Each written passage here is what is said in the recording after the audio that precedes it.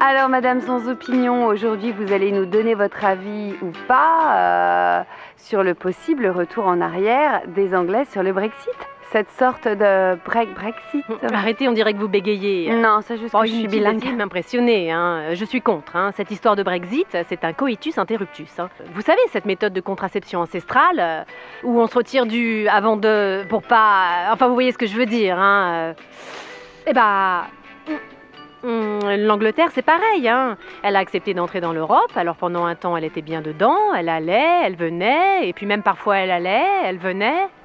Et puis d'un coup, elle s'est mise à trop réfléchir, elle s'est dit « Oula, mais si je reste à l'intérieur, on risque d'avoir un enfant, des responsabilités, je suis trop jeune pour m'engager » et paf, elle s'est retirée.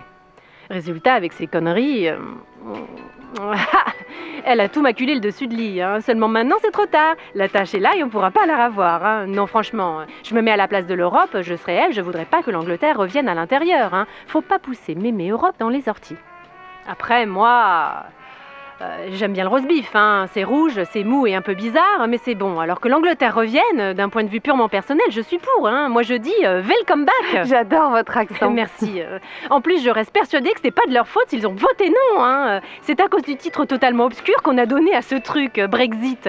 On dirait, je sais pas moi, une nouvelle variété de bretzel. À moins que ce soit une déformation de Brexit, vous savez, comme le breakdance, le truc dont parlait Sydney dans HIP, l'émission avant Starsky et Hutch le dimanche. Non, clairement, les pauvres British n'ont rien compris à ce qu'ils votaient. Résultat, pincez-moi le coup de je rêve, c'est le retour des frontières.